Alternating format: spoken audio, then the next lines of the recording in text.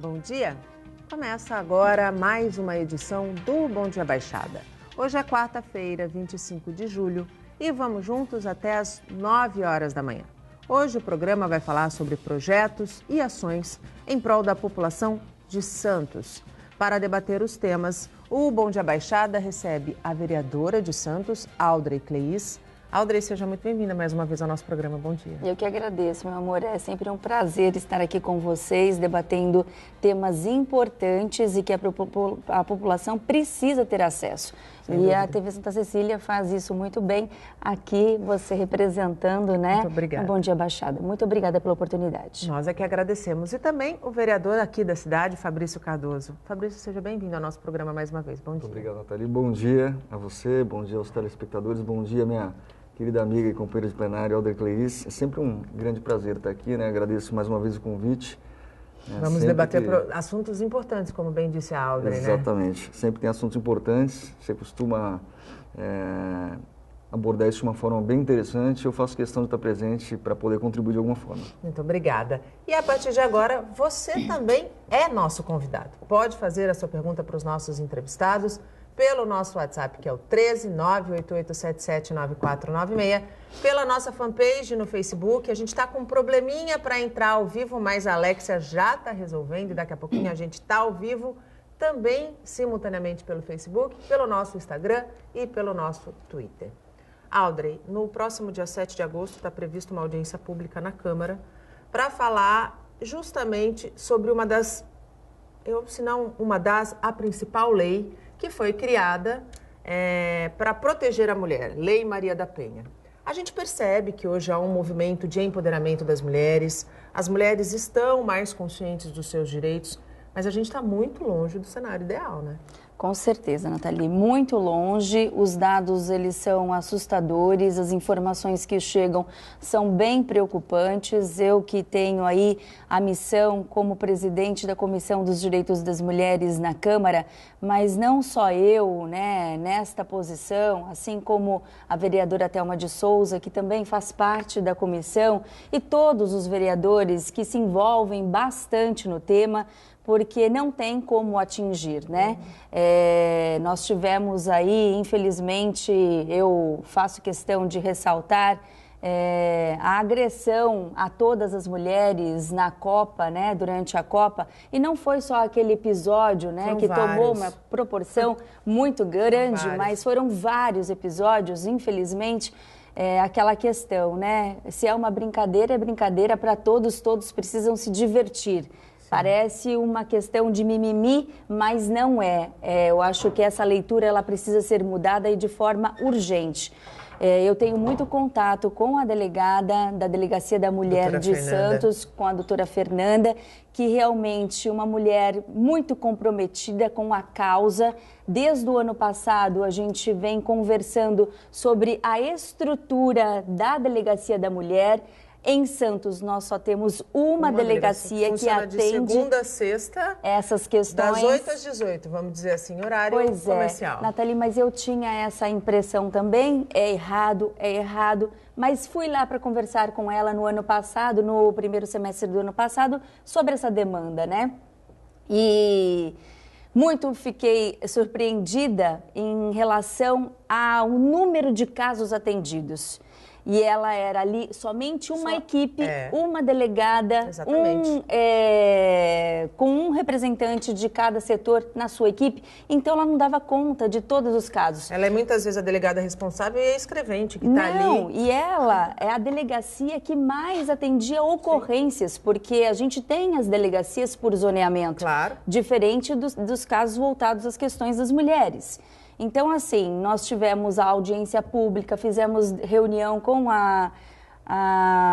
o delegado seccional e nós conseguimos para este ano, né, o aumento do efetivo. Hoje ela conta mais com 2 delegadas e isso foi uma conquista muito importante para ela, que hoje pode ter visão para outras áreas, né?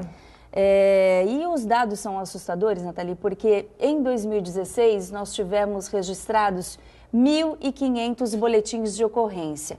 Em 2017 foram 1.800. Neste primeiro semestre já foram mais de 1.000 boletins registrados, ou seja, pode ser aí que a gente supere os outros anos, né? Mais uma vez, infelizmente, mas o que vem de positivo? As mulheres estão denunciando mais. Exatamente, muitas denúncias, porque hoje com a questão da tecnologia, a informação, ela chega muito rápido, né? Os serviços chegam muito rápido à população. Então, a questão da denúncia, isso favoreceu a questão da denúncia. E eu espero que esse instrumento ele seja cada vez mais utilizado para que a gente realmente consiga inibir e fazer com que a Lei Maria da Penha realmente ela seja efetivada, que realmente ela entre em ação, porque esse instrumento tão importante que nasceu a partir de uma tragédia, né, para fortalecer a questão das mulheres, não adianta a gente falar, porque mudou a questão, a mulher já está, a gente domina a questão dos estudos, hoje nós representamos economicamente mais de 50% dos lares, exatamente. né? Nós superamos os homens, inclusive. Mas a gente não conseguiu avançar nessa questão da violência. Há uma cultura ainda machista, a gente conversa bastante sobre isso, né, Fabrício, na Câmara, apontando para onde a gente pode avançar, como que a gente pode avançar,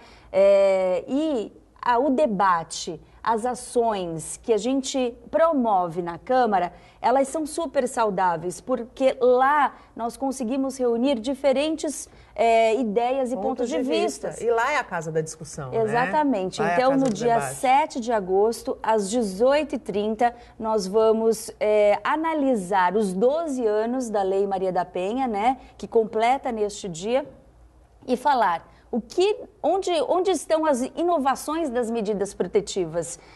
Na semana passada, teve um caso no Vale do Ribeira, onde a mulher já estava com a medida protetiva, só que o ex-marido, ele não consegue admitir isso e invadiu a casa dessa mulher, foi atrás dessa mulher, essa mulher hoje precisa ficar escondida. Ou seja, a medida protetiva, ela está valendo? Ela está protegendo ou ela está excluindo a mulher do seu convívio familiar? Porque quando a gente fala muitas vezes em agressão à mulher e de medidas protetivas, muitas vezes acontece da mulher ter que sair da sua casa com os seus filhos, em fuga muitas vezes, e aí ela depende do poder público. Nós sabemos que cada cidade tem a sua política pública de acolhimento dessa mulher vítima da violência, só que ela acaba sendo segregada enquanto o agressor continua livre e solto. E sabe o que é o interessante? A doutora Fernanda, ela registra 2 pontos. Primeiro, a falta de uma vara especializada para tratar dessas questões.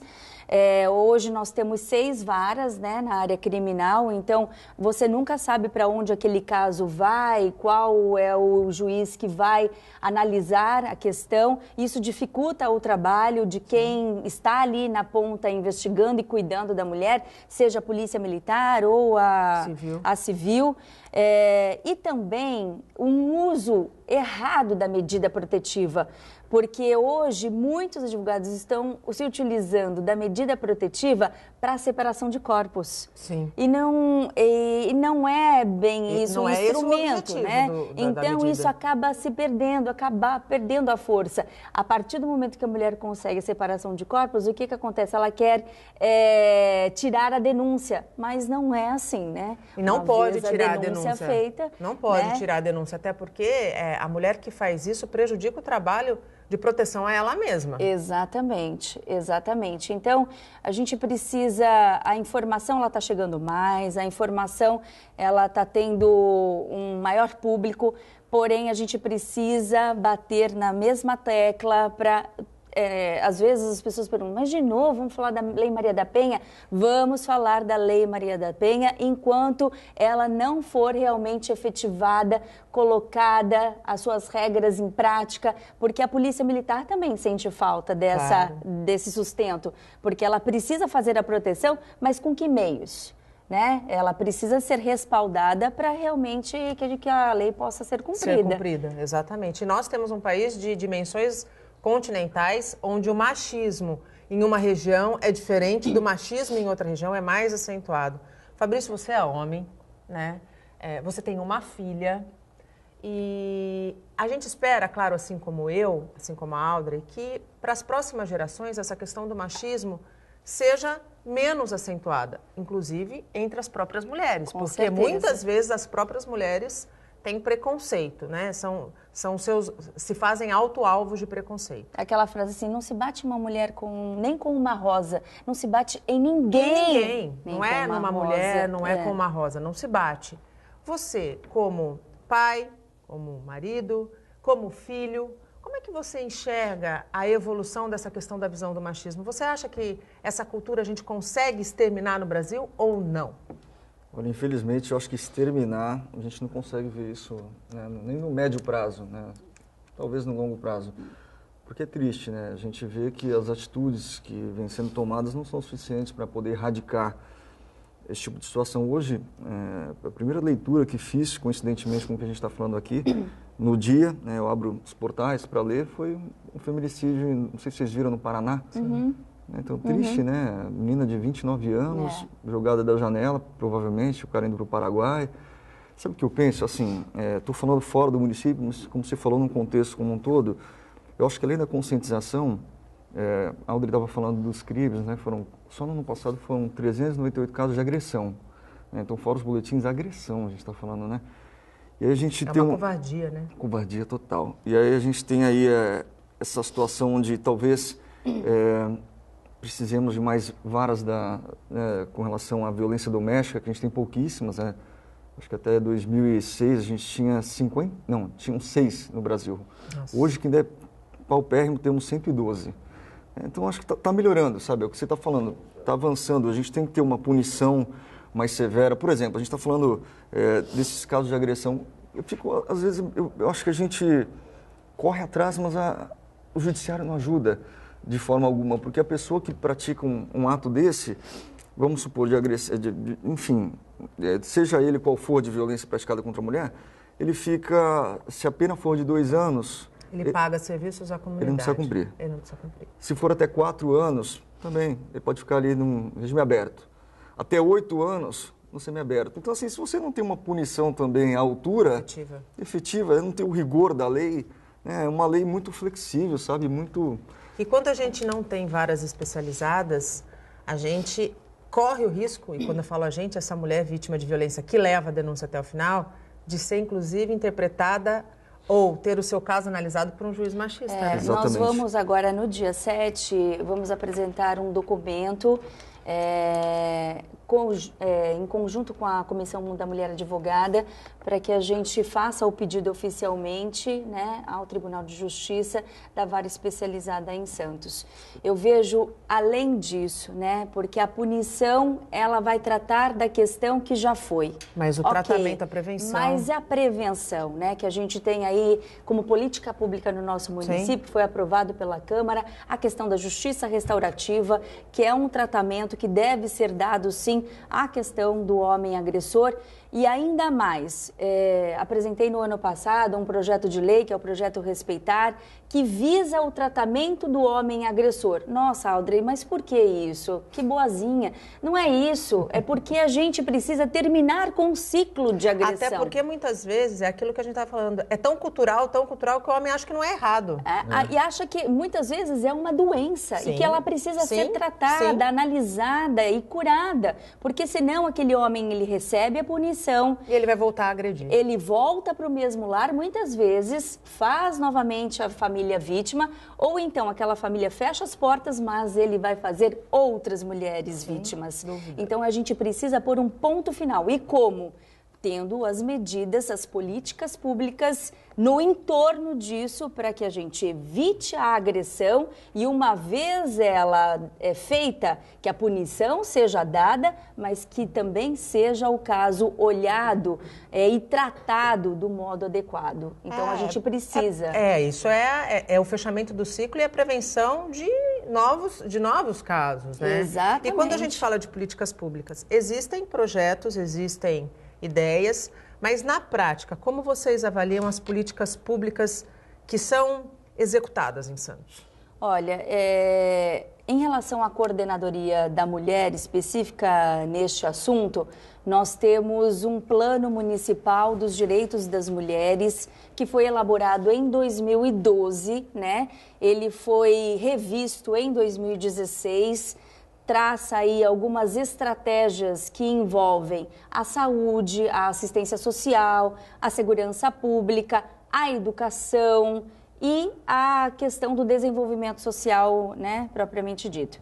Então, lá estão apontadas várias metas, indicadores e que precisam ser acompanhados por toda uma população. Claro. Porque se isso não for, e principalmente pelo Legislativo, e faço isso por meio da Comissão dos Direitos das Mulheres, fizemos audiência pública no ano passado para saber. Ok, temos um documento. Foi elaborado. Está sendo efetivado. Exatamente, foi elaborado a importantes mãos, claro, né, de várias mulheres, de diversos segmentos, mas tudo bem, documento perfeito. Mas como esse documento ele está sendo executado, se está sendo, né, a previsão de cada meta, nós estamos acompanhando isso ponto a ponto.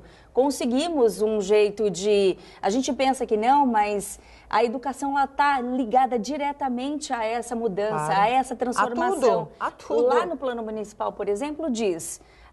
os bairros com vulnerabilidade, eles precisam ter o ensino médio, porque muitas vezes as mulheres, o que elas fazem? Ficam presas nos seus lares por conta de todos os afazeres e não acabam concluindo pela dificuldade que é de acesso. Sim. No São Manuel não tinha, né, o ensino médio até o ano passado. E no plano diz, precisa atender as áreas de vulnerabilidade. Então, nós fomos lá, perseguimos, fomos atrás dos técnicos e o ensino médio está sendo executado este ano lá no Jardim São Manuel, na UME José Carlos de Azevedo Júnior. Então, eu acho que essa é a nossa função enquanto legislativo, acompanhar os documentos oficiais, as políticas públicas, para ver realmente se elas estão sendo cumpridas, Nathalie. A Audrey tocou num ponto para mim que, para mim, é a raiz de tudo, a educação, né? E aqui a gente está falando de educação de base. O município é responsável pela educação de base, pela educação talvez que seja a mais importante, porque é a formação do indivíduo. Como que vocês estão acompanhando a questão da educação na rede municipal de ensino? Como é que vocês avaliam o que está sendo ofertado para as nossas crianças, Fabrício? Só para aproveitar só um último ganchinho para falar do Legislativo, eu acho que até antes do nosso mandato, eu preciso até falar aqui que o Braz, né, o vereador Braz Antunes, ele chegou a fazer uma solicitação também, né, para que houvesse uma ampliação com relação aos horários de atendimento, né, da Delegacia da Mulher. Até em São Paulo a gente vê que teve a primeira delegacia 24 horas, sim, né? Então, assim, o Legislativo acho que está sempre antenado com esse tipo de situação, procurando buscar alternativas para que isso se concretize, né, dentro do nosso município. Já com relação a... Você fala mais da primeira infância, né? Sim. Que acho que é a fase mais importante de todas, né? Onde a criança... Onde a gente planta aquela sementinha, sim, na criança para que ela saiba o que é o correto, né? O que fazer. Eu acho que, assim, a Audrey foi secretária, né, de Educação. Ela teve uma experiência, né, muito bacana no Executivo, e hoje a gente vê que dentro do Legislativo, eu acabo aprendendo muito com ela, eu sou filho de professor, eu costumo fiscalizar em loco, né, as escolas também, para poder solicitar, né, assim, que o poder público dê as condições ideais, forneça as condições ideais, e as condições ideais... Em todos os níveis, né, intelectual, estrutura... Perfeito. E a gente vê que o lado humano da coisa funciona muito bem. Né, a gente tem excelentes profissionais, né, no município de Santos, excelentes mesmo, sabe? Em várias unidades que eu vou, eu saio às vezes cabisbaixo, em virtude da estrutura dos equipamentos. Triste mesmo, né, porque a gente vê, os novos são excelentes, né? A gente vê que a estrutura, digamos assim, o projeto arquitetônico atual, ele realmente atende às necessidades, tem elevador, tem tudo, enfim... Mas essa não é a realidade da maioria dos espaços. Infelizmente, não. Isso é um ponto fora da curva, né? A gente tem escolas muito antigas aí que necessitam de uma reestruturação. Só que a parte humana é o que me deixa mais satisfeito. Então, a Audrey sabe de todas as UMES com muito mais propriedade do que eu, mas as que eu visito, por exemplo, ano passado eu fui em 16 unidades e, assim, por mais que eu tenha visto uma com uma estrutura excelente, 15 não tinham uma estrutura da forma que eu imaginei que pudessem ter, ou que a gente acredita que venham a ter um dia, né? A gente tem essa fé, essa expectativa. Mas a parte humana me deixa muito confortável, são as professoras, as educadoras, elas têm um Elas amor estão tão por dom. grande. Elas estão por dom. Exatamente, é por amor aquilo. Não tem outra coisa a não ser o amor, a dedicação. Elas conseguem, de fato, passar por cima de todas essas adversidades, esses problemas existentes e de uma forma muito lúdica, levar para essas crianças esses valores, esses princípios, a educação, né, da forma que tem que ser colocada. Então, assim, com a parte humana, com a parte profissional, eu realmente estou bem satisfeito, para te falar a verdade. Com a parte estrutural, temos muito a fazer. Temos, e a Prefeitura tem, inclusive, um prazo para providenciar a ABCB em todas as unidades educacionais. Hoje, no jornal A Tribuna, saiu que esse não é um problema do município apenas, é um problema também do Estado. Aqui na nossa região, de todas as escolas estaduais, apenas 11 têm a ABCB. Isso é muito sério. A gente está falando do documento que garante segurança a quem está frequentando ou está dentro das instalações. E também não é um problema só da rede pública. Há também escolas particulares que não têm esse documento e que precisam providenciar. Audrey, você, enquanto secretária adjunta, essa experiência te fez ver com outros olhos a questão das necessidades da educação para as nossas crianças no município? Sim, com certeza, porque uma coisa que eu posso falar tranquilamente é que eu vivi intensamente o período que eu permaneci lá, né? Quando eu falo intensamente, não era ficar dentro da secretaria, não. Nós pegamos em 2013 uma situação muito complexa, complicada demais, uma estrutura muito abandonada. E aí, para você respirar, dar o gás e colocar os projetos em ação, isso ainda demora um pouquinho, né? Mas conseguimos muitas mudanças. Está muito aquém ainda do que realmente a gente espera que seja uma educação de qualidade. Por isso, Nathalie, que eu acho que o legislativo ele tem a obrigação da criação de políticas públicas voltadas também para essa questão da infraestrutura, da formação dos professores, da qualidade lá na ponta, né? Então, quando eu falo criação de política pública, quando da apresentação do projeto, por exemplo, dos 15% obrigatórios à educação, como eu apresentei no ano passado, já de uma bagagem que eu vi que fazia falta, né, a destinação de emendas parlamentares para as unidades, que ele seja analisado de forma mais rápida, né, que ele seja apreciado realmente com o peso que ele tem. Seria aí, a gente está falando de mais de R$1 milhão do legislativo para o executivo, para as escolas, né? Que faria aí, nossa, uma grande diferença na vida dessas comunidades escolares. Claro, sem dúvida. Então, a gente tem que despertar para essas questões, né? Então, eu acho que essas fiscalizações que o Fabrício realiza, as que eu realizo, só essa semana eu fui em 3 escolas, né? A minha vida, hoje, é viver a educação, é estar nas escolas com os educadores. Por quê? Por disso é de hoje? Não, não nasceu de hoje. Porque eu entendo que a educação é a base de tudo, é por onde a gente realmente vai alcançar a transformação. Mas que os parlamentares, que o executivo também eles entendam a educação como prioridade e que os investimentos e as políticas públicas sejam voltadas para essa transformação. Sejam feitas efetivamente. Ontem eu tive a grata oportunidade de conhecer de perto um projeto que eu já conhecia de lei, de entrevistar o Elias, que é o presidente do Campus. Eles prestam um trabalho fundamental para um problema que é muito sério na nossa cidade, que é o trabalho infantil. Eles já retiraram das ruas, em mais de 50 anos de atuação, quase 120 mil jovens. E eles precisam de apoio, muitas vezes, e não encontram esse apoio. E eles oferecem dignidade através da educação, da qualificação. Jovens que ali estão, muitas vezes, são arrimos de família. Com certeza. Saem da rua, saem dos semáforos, e é isso que você está falando. É preciso criar a política pública, cobrar e investir de maneira célere, porque a gente está falando da onde tudo começa, que é na educação. Se você tem um órgão que está cuidando dessas crianças, e nós temos as entidades do terceiro setor Sem também, dúvida. né, que abraçam boa parte das nossas crianças que a Unidade Municipal de Educação não consegue por falta de vaga. certeza. Exatamente. Então temos que ter esse olhar também. Não podemos esquecer das entidades de terceiro setor que muitas vezes sobrevivem, né? E que fazem um trabalho extremamente importante para o combate da São quase criminalidade. 10 mil alunos só nas entidades do terceiro setor. Exatamente. E às vezes a gente fala isso, mas elas não recebem sequer algo que fosse, que suprisse essa Digno. necessidade financeira, né? Sendo que elas, se fechassem as portas, se teria um colapso na educação total. Teria um colapso na educação, sem dúvida nenhuma. O Bom Dia Baixada vai para um rápido intervalo. No próximo bloco a gente vai falar um pouquinho sobre segurança pública. Não sai daí, até já. O Bom Dia Baixada está de volta. A imprudência mata. A frase é forte, mas infelizmente se aplica perfeitamente em vários momentos do nosso cotidiano. Em alguns deles, como você vai ver na reportagem a seguir, do repórter Fabiano Roma, a banalização da vida fica evidente.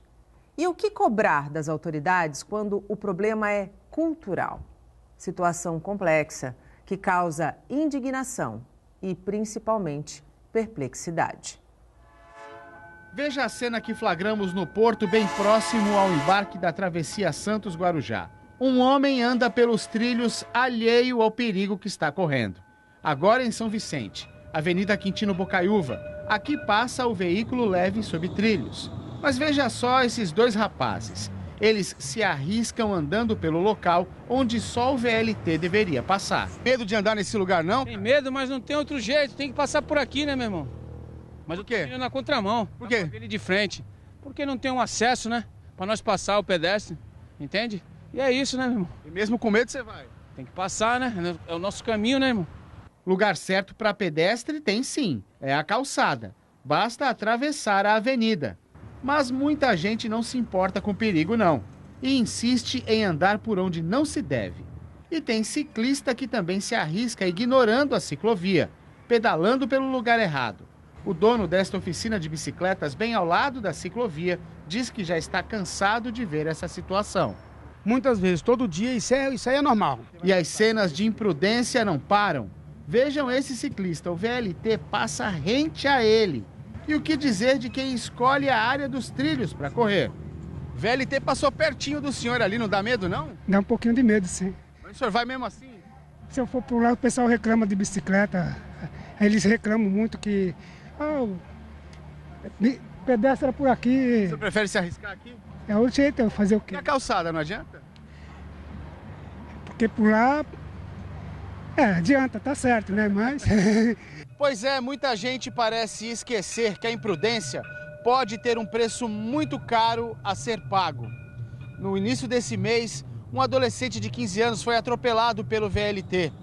Ele estava de bicicleta, invadiu a área dos trilhos e tentou fazer um cruzamento fora da ciclovia. Acabou morrendo. Tudo errado. O que a gente viu nessa reportagem é reflexo da falta de educação do povo brasileiro. Não tem justificativa que caiba para o tamanho dos absurdos que nós acabamos de mostrar. É realmente aquilo que eu disse antes da reportagem ser exibida. Flagrantes de pessoas que não estão nem um pouco preocupadas com a própria vida. E eu vou repercutir isso aqui com os nossos entrevistados, porque não tem o que a gente cobrar das autoridades, né? Quando a própria pessoa não tem a consciência de que pedestre anda na calçada, ciclista anda na ciclovia e quem quer correr também usa a calçada. Não dá para dizer que não tem espaço e que não tem local adequado. É uma imprudência, né? E como você bem disse, a própria vida. E aí fica o mau exemplo para as crianças que estão ali circulando, vendo essa questão e que vão atrás, lógico, né? Ela repete, é um reflexo. E a gente tem que cobrar quando não tem a proteção lateral, quando não tem faixa de pedestre, quando a sinalização ela está realmente ali ainda faltando. Mas se a gente observa todos esses recursos e ainda assim a população insiste no erro, realmente aí vai pagar com a própria vida. É muito complicado. Aí acontece o atropelamento. Por que aconteceu? porque está faltando isso, está faltando aquilo, não está faltando nada. Então, por que a pessoa estava lá andando, meu Deus? E parece que as pessoas não se conscientizam mesmo com casos de pessoas morrendo. Não, exatamente o que vocês estão falando me trouxe à mente um debate que eu tive há pouco tempo com relação à força da lei, né? A gente tem debates, às vezes, com grupos, né, com amigos, com conhecidos, com colegas, e muita gente fala assim, poxa, às vezes as câmaras, né, a legislação visa sempre proibir, visa sempre multar, visa sempre coibir. E, infelizmente, em situações como no nosso caso, como no Brasil, isso só se quando faz dói necessário. no bolso, só Exatamente. quando dói no bolso. Tem muitas coisas que a gente faz, realmente a conscientização seria o melhor caminho. Mas quanto tempo leva até a conscientização, já que a gente está tão errado? Você viu agora nessa matéria aí, os absurdos cometidos, né? Uma displicência, uma coisa que chega a ser surreal. Fazer um Cooper ao lado do VLT, onde não vou nem falar que ele pode ter um mal súbito, cair e ser atropelado, mas uma distração, uma perda de equilíbrio, qualquer coisa. Então, assim, ele sabe... Local inadequado, ele sabe que está errado. Ele está correndo risco de morte, de acidente, mas ele está ali. Então, assim, aí se você fala, olha, a partir de agora, a pessoa que trafegar por ali, sei lá, vai ser que multado, andar por ali, vai ser multado. Vocês estão multando, vocês estão criando... Cara, a gente tem que criar esses artifícios para poder preservar a vida da pessoa. Sim. E, aliás, ela já sabe. E fazer valer o que deveria ser óbvio. Pô, que nem a gente fala... Eu falo muito sobre isso, minha indignação vem desse ponto, porque às vezes criticam muito tais leis. Não são necessárias.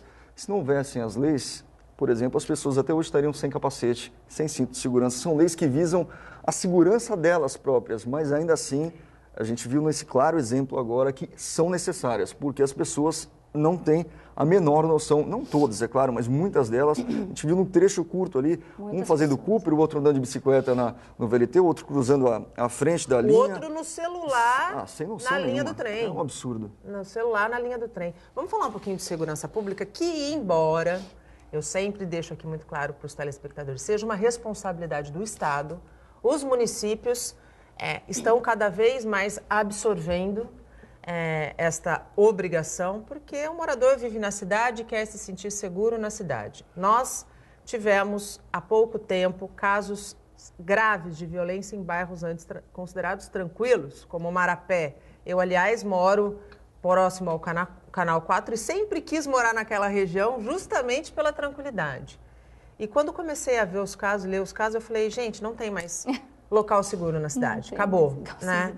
E é da tua autoria um projeto de vizinhança solidária, né? Isso. Essa vizinhança solidária, como que ela funciona e ela já tem trazido resultados para o pessoal que ali vive? É bom ressaltar que o projeto Vizinhança Solidária, ele é um projeto de criação da Polícia Militar, muito bem conduzido, muito bem realizado, hoje pelo Sargento Douglas, que é da 5ª Companhia. E por que tomou esse corpo, né, aqui na cidade de Santos? Ele já estava em alguns núcleos, pequenos núcleos, mas o núcleo ele se forma, e qual é a dificuldade do sargento que domina muito bem essa parte? O núcleo se forma a partir de ocorrências. Então, o que aconteceu no Marapé? O Marapé teve uma onda de assaltos, sequestro relâmpago, invasão de prédios. A minha mãe mora no Marapé há 40 anos, né? Eu morei lá. Nasceu, criada no Marapé, né? Exatamente. Hoje moro ali no Canal 2, bem próximo. E o prédio dela foi invadido, entraram homens armados, né? Entraram ali e ela mora na avenida, né? Foram muitos casos. Então, isso causou uma mobilização, uma comoção ali nos moradores do Marapé e a polícia foi e se envolveu diretamente, não somente nos casos em relação à prevenção, mas também cuidando dos moradores nesse sentido, implantando o programa Vizinhança Solidária. O que diz esse programa? Os moradores precisam estar atentos, os moradores precisam mudar a leitura de segurança, os moradores precisam cuidar um do outro. E é isso que o sargento ensina.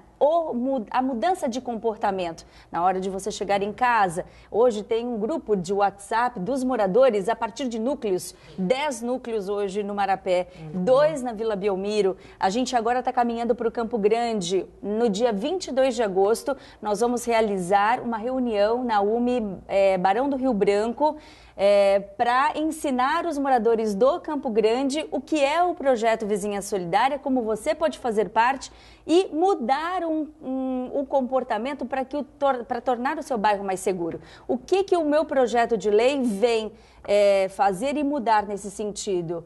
Porque o núcleo ele se forma a partir de ocorrências. Depois que aquelas ocorrências começam a desaparecer, esfria. Os moradores também esfriam. Relaxam, então, acham que a segurança está de volta à região. Fui conversar com a comandante Silva Perpétua, ela achou ótimo para que a gente tenha um documento legal, algo realmente, um respaldo que possa dizer a cidade tem como política pública o projeto Vizinhança Solidária. Então, que a gente não tenha somente a Polícia Militar envolvida nesse processo, que a gente tenha todos os órgãos da Prefeitura também envolvidos e que a gente possa cobrar realmente que o projeto tenha uma continuidade, uma permanência. Então, o projeto de lei ele vem fortalecer o que a Polícia Militar já realiza em alguns bairros, mas para que realmente o projeto continue. Sem não dúvida. Apareça somente naquele momento no e depois no momento da crise. Exatamente. E assim,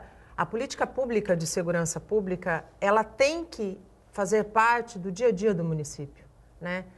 É importante ter mais polícia na rua? É claro que é importante ter polícia na rua, mas isso não vai resolver o problema. Com certeza. Né? Não é isso que vai inibir o bandido, não é isso que vai diminuir a criminalidade. A gente precisa realmente mudar toda uma cultura.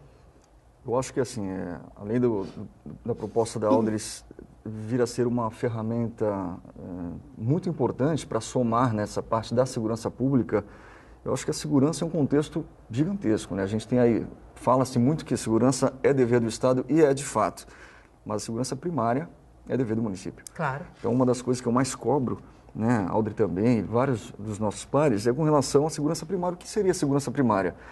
A gente vê aí várias copas de árvores. Iluminação pública, exatamente. poda de árvore. Rondas, né, das guardas municipais. Então, assim, quais são as cobranças para que sejam feitas? Elas não são feitas no tempo hábil, né, no tempo que nós gostaríamos. Então, a gente vai questionando quantas equipes tem hoje, né? Às vezes, por falta de recursos, diminui-se muito esses quadros de funcionários, né? Então, você teria que ter uma demanda, você tem uma demanda muito grande de podas, mas não tem contingente suficiente para dar conta disso, né? Então, a cidade acaba ficando mais escura. É como o mato alto, né? Se você não faz a roçagem no tempo certo, o mato vai crescer e o bandido vai se esconder atrás do mato. Exatamente. E a gente tem agora algumas opções que estão sendo feitas, já foram aplicadas inclusive nas ciclovias, que são interessantes também. Você tem até evita-se, às vezes, podas drásticas, né? Que é uma coisa também que a gente tem que ter muito cuidado. Né? A poda tem que ser feita da forma correta, né? Claro. Senão você também mutila. Você mata a árvore. Você mutila a árvore, né? Então, assim, agora existem aqueles postes que têm a iluminação em cima e a iluminação embaixo. Sim. Isso é muito importante, né? A gente tem que realmente estar se readequando, atento a essas tendências, né? Vários municípios estão utilizando esse tipo de iluminação e aí se traz mais segurança, porque onde tem luz, você inibe. Claro. Né? Onde você tem mais câmeras de segurança, você inibe. Então, assim, essa segurança primária, ela é fundamental a esse auxílio que a Polícia Militar já nos traz, né? A Polícia Militar tem todo um trabalho, só que se você tiver uma cidade escura, uma cidade com... Você tem ambiente propício à criminalidade. Para a criminalidade agir. Perfeito. Então, a gente tem a nossa missão de cobrar o Executivo para que possa, de fato, fazer com que essas podas aconteçam com maior celeridade, né? Que a iluminação, quando queimada, tenha a sua substituição mais rápida. A gente tem muita luz ainda, né, em diversos pontos da cidade que não são de LED, né? Além de gastar mais, ela não tem a mesma eficiência, né, em matéria de lumens com relação às outras iluminações. E não são ambientalmente sustentáveis. É engraçado, olha como a tecnologia ela pode ajudar nessa, e já está ajudando, né? Com a criação desses grupos, né, desses núcleos, nós temos os grupos de WhatsApp. E aí uma das senhoras do grupo, ela colocou: Sargento Douglas, eu estou chegando em casa, será que tem alguma viatura aqui por perto? Ele falou: olha, por perto eu não sei, posso até enviar se você tiver algum suspeito, mas você tem vários moradores por perto e eles podem lhe ajudar. Eles são e seus nisso, olhos, claro. Neste momento, as pessoas começaram no grupo, eu tô saindo, eu vou te olhar, né? Então, olha só como muda o comportamento de uma comunidade. E é tão fácil. E todo mundo saiu para proteger, não proteger, né? Mas para dar aquele sentido maior de segurança. Com maior movimentação, é mais difícil alguém, né, chegar perto, você inibe. Sem dúvida. Então, é uma rede super positiva que se cria. Rede positiva e que não custa nada. A não ser o se doar para o próximo. É isso aí. Né? O olhar para o lado. Né? Um pouquinho de boa vontade. Um pouquinho de boa vontade. O Bom Dia Baixada vai para um rápido intervalo, a gente volta em instantes. Até já. Estamos de volta e chegamos ao último bloco do nosso programa. Resiliência em tempos de crise. Esse é o tema de um workshop que acontece hoje em Santos. O assunto vai ser abordado pelos professores Alexandre Quatso e Ari Brito a partir das 7 da noite. O endereço é a Avenida Ana Costa, 473, no Gonzaga. E informações e inscrições que ainda podem ser feitas pelo telefone. Anote aí, 99729-1487. E em meio à crise, o Santos apresentou mais um reforço que fica no clube, pelo menos até o fim da temporada. Ele disputou a Copa na Rússia. O volante Carlos Sanches, de 33 anos, foi apresentado em São Paulo pelo presidente José Carlos Pérez. O atleta assinou com o Alvinegro até julho de 2021. Ele veio do Monterrey do México e defendeu a seleção uruguaia na Copa da Rússia. Em 310 jogos na carreira como profissional, marcou 60 gols e fez 50 assistências. Sanches diz que nunca imaginou defender uma equipe com tanta história e espera estar à altura do clube. Orgulho e espero estar à altura para o equipo e poder aportar lo mío e que sirva para conseguir coisas importantes. Outro reforço, o meio-campo costarriquenho Brian Ruiz, que também disputou o último Mundial, já treina com o time. Ainda sem contar com as duas novidades, o Peixe volta a campo amanhã contra o Flamengo na Vila Belmiro pelo Campeonato Brasileiro. O time vai ser comandado interinamente por Serginho Chulapa. E permanece aí a dúvida com relação a quem vai substituir Jair Ventura. Alguns já têm suas apostas. Agora, uma observação. O Santos tem sede em Santos, na Vila Belmiro. As apresentações devem acontecer na Casa do Peixe e não em São Paulo. E voltamos com os nossos convidados. Participam. Concorda? Concordo. Eu vou falar Como para santista. subscrever. Concordo. Não é um absurdo? É um Além de absurdo. desprivilegiar a imprensa regional. Lógico, dificulta tudo, né? O santista não pode participar de um momento desse, ele deve estar na casa dele. Claro, sem dúvida nenhuma.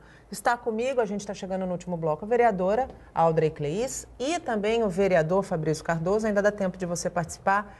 Hoje nós tivemos um problema técnico com a nossa transmissão pela nossa fanpage, a nossa transmissão simultânea, mas vocês podem continuar interagindo pela nossa página e tem também o nosso aplicativo, pelo nosso app, também dá para você baixar. Eu vou pedir depois para o pessoal do nosso GC colocar o endereço do aplicativo para quando a nossa fanpage tiver este probleminha técnico, você que está saindo de casa possa acompanhar os nossos debates, que são sempre bastante pertinentes. Eu quero entrar esse último bloco falando um pouquinho de saúde, né?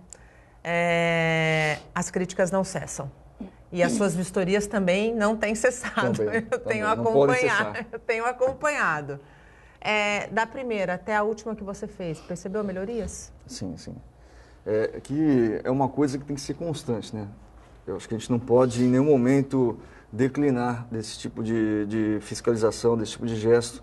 Isso vai desde, como a gente fala, do encosto da UPA, que tinha um problema, que hoje está sanado, estão todas as longarinas com os encostos colocados ali. Isso foi uma coisa que, infelizmente, eu tive que, inclusive, buscar auxílio do Ministério Público para funcionar.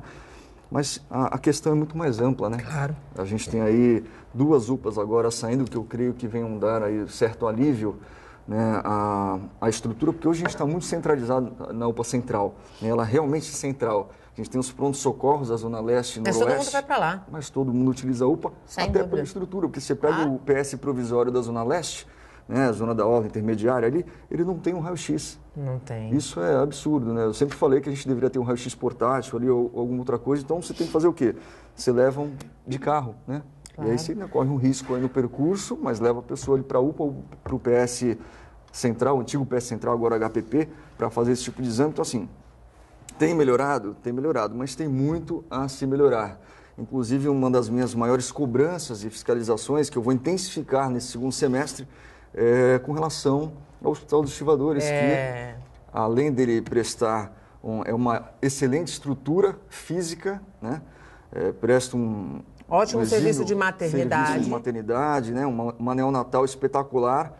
Mas ele não foi criado para ser só maternidade, né? O hospital ele foi criado para ser uma referência em atendimento e a gente sabe que a ampliação dos serviços já está bastante atrasada. Mas eu vejo que essa conta está errada, viu, Nathalie, em relação à região.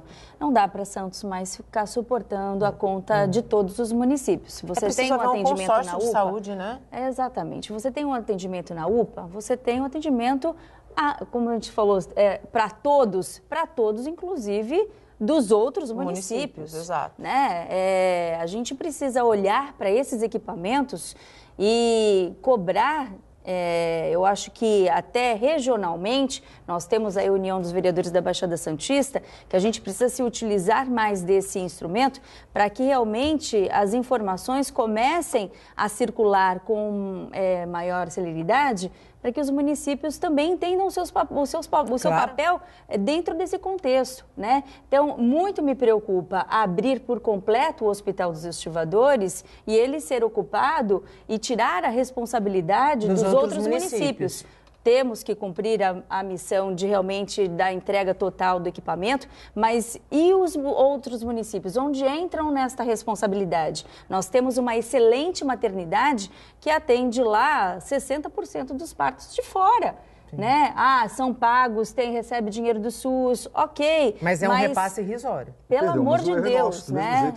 Mas a gente precisa, o erro é nosso, mas o erro é principalmente das outras cidades que não têm os seus hospitais em dia para fazer esse atendimento e o atendimento vem parar em Santos. Isso, né? A gente pode falar com relação à UPA, por exemplo, porque ela realmente acaba recebendo... E também a maternidade dos estivadores. Então, mas vou te falar o porquê que eu falo principalmente da UPA. O serviço que ela presta de SUS ali, ela acaba recebendo realmente o SUS dependente de toda a região. Isso. Hoje a gente recebe algo em torno de 26% de fora. Não é muito, né? Mas ainda é um número agravante, sendo que a maioria... Porque agora o hospital de Cubatão voltou a funcionar, né? Então deu um alívio, mas até então... A grande massa, 18% vem de São Vicente, que é onde está o problema maior com relação ao CREI, com relação à saúde, que está do nosso lado, que a gente precisa cobrar os nossos vizinhos aí para que façam realmente a parte deles, o seu papel, e não sobrecarreguem a nossa cidade. Agora, a minha bronca, teoricamente bronca, por que eu falo no bom sentido com relação aos estivadores, é que ele consome quase metade do nosso dinheiro, dos nossos recursos da saúde, oferece muito pouco em contrapartida,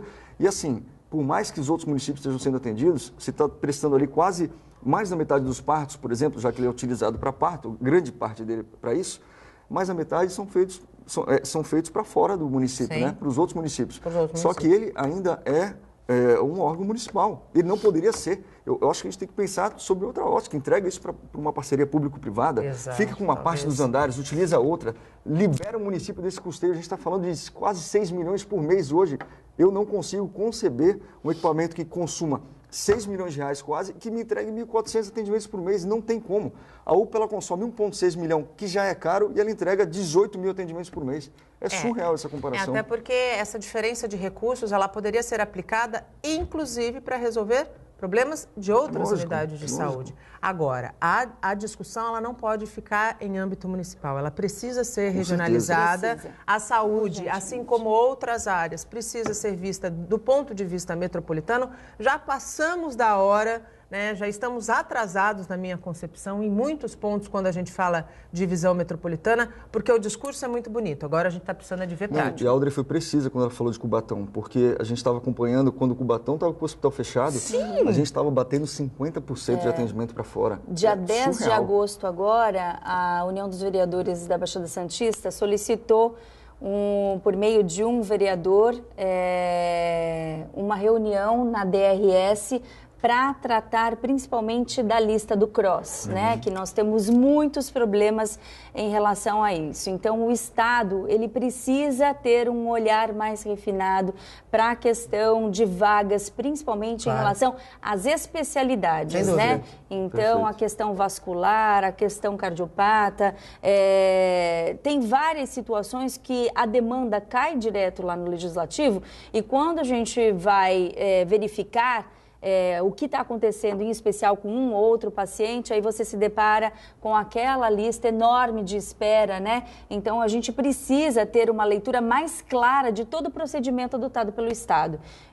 Dia 10 de junho, nós vamos ter uma reunião lá para tirar algumas dúvidas, né? E procedimentos que muitas vezes são adotados aqui que podem facilitar a nossa vida. A gente tem um caso claro, Nathalie. Vem os moradores de outras cidades para ter as gestantes, para ter nenê nos estivadores, ela vem sem pré-natal, sem nada, ou sem pré-natal histórico, mal feito. sem histórico. E isso é uma consequência direta para o recém-nascido. Claro. Aí vai para UTI neonatal. E a gente está falando de 2 vidas. Quando uma mulher vai dar à luz, são 2 vidas.